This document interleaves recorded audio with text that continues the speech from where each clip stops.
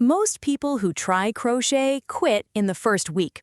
Not because it's too hard, but because nobody warned them about the mistakes that make it feel impossible. Here's everything they should have told you before you picked up that hook.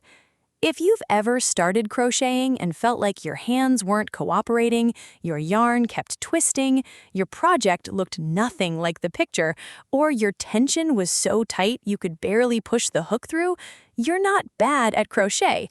You just ran into the same wall that almost every beginner hits. And today, we're going to knock that wall down completely. I'm going to walk you through the most common mistakes beginners make when they're starting out with crochet, and more importantly, I'm going to show you exactly how to fix each one. By the end of this, you're going to understand why certain things were going wrong, and you'll know what to do differently the next time you sit down with your hook and yarn. Let's start with the very first thing most beginners mess up, and that's choosing the wrong yarn and hook combination. When you walk into a craft store or scroll through yarn options online, it's really tempting to just grab whatever looks pretty or whatever is cheap, and that's exactly where the trouble starts. Beginners almost always pick yarn that is too thin and a hook that is too small. Then they spend the next hour struggling to see their stitches, losing count, and feeling like they have no idea what they're doing. It's not a skill problem, it's a supplies problem. When you're just starting out, you want to use thick yarn. Look for yarn labeled as bulky or super bulky on the packaging. The label will usually show a number between 4 and 6, sometimes even 7. That number tells you how thick the yarn is. The thicker it is, the easier it is to see what you're doing, the easier it is to count your stitches, and the easier it is to fix mistakes before they spiral. Pair that thick yarn with a bigger hook, something in the 5mm to 6mm range, or even larger, and you will immediately notice how much more control you have. Everything slows down, in a good way. You can actually see each stitch clearly and follow along without squinting. Now, the second mistake, and this one is huge, is holding the hook wrong.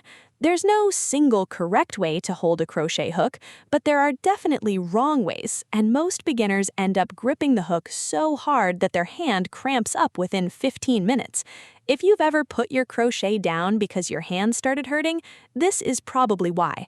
There are two main ways people hold a crochet hook. The first is called the pencil grip, where you hold the hook the same way you'd hold a pencil, resting it between your thumb and index finger. The second is called the knife grip, where you hold it like you're cutting food, with your hand wrapping over the top of the hook. Neither one is better than the other. The one that's better is the one that feels natural to you. What you want to avoid is holding on too tight. Your grip should be firm enough to control the hook, but relaxed enough that your hand doesn't ache. If you notice tension building up in your fingers or your wrist, take a breath, shake your hand out, and soften your grip before continuing. The third mistake is one that almost every single beginner makes, and it has to do with the foundation chain. When you start a crochet project, you usually begin by making a chain, which is basically a row of connected loops. Most beginners make their chains way too tight. They pull every stitch snug, and by the time they try to work into that chain in the next row, they physically cannot get the hook through. It feels like the yarn has locked up on them. The fix is simple, but it takes a little practice. You need to consciously loosen up as you make your chain. Let the loops sit comfortably on the hook without pulling them tight. One trick that works really well is to go up one hook size just for your foundation chain, then switch back to your regular hook for the rest of the project. This automatically gives your chain a little more room without you having to think about it too hard. Another thing that helps is counting your chains out loud as you make them, so you don't lose track and have to recount over and over. Let's talk about the fourth mistake, which is losing count of your stitches. You start a row with 20 stitches and somehow end the row with 17, or 23. This drives beginners absolutely crazy because you don't even realize it's happening until the shape of your project starts looking weird or lopsided. The edges start slanting, the whole thing looks crooked, and you don't know where it went wrong. The reason this happens is usually two things. Either you're accidentally skipping stitches because you're not seeing them clearly, or you're accidentally adding extra stitches at the beginning or end of a row. That second one is super common.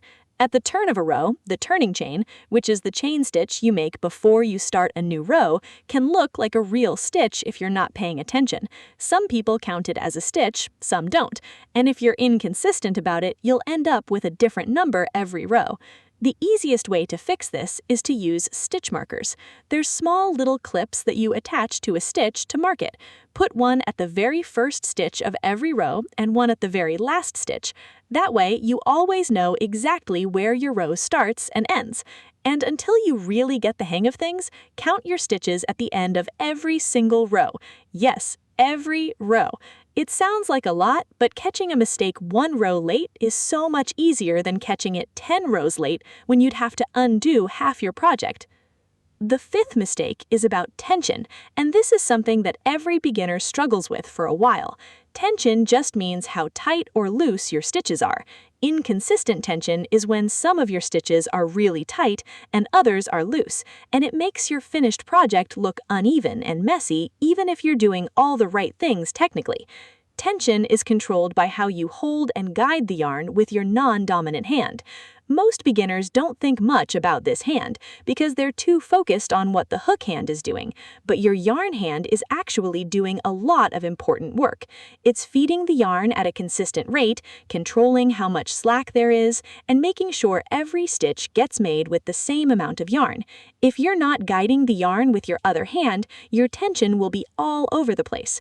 Try wrapping the yarn around your index finger once or twice to give yourself some resistance. This helps you feel the yarn and control how it feeds through.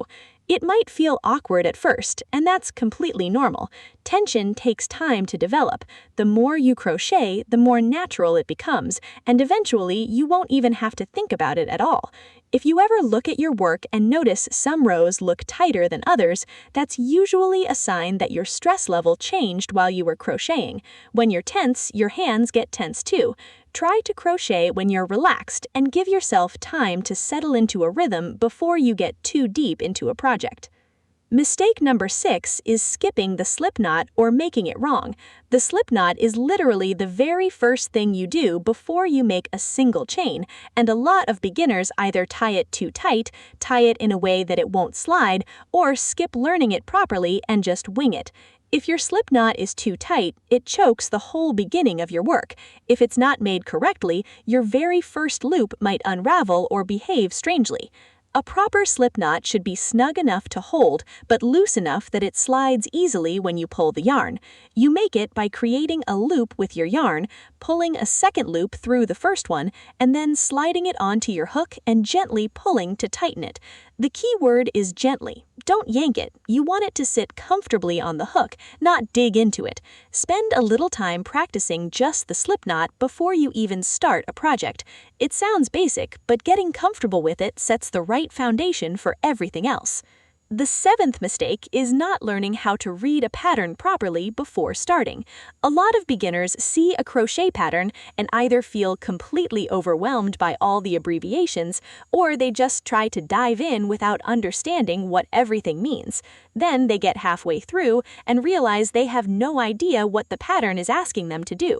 Crochet patterns use shorthand like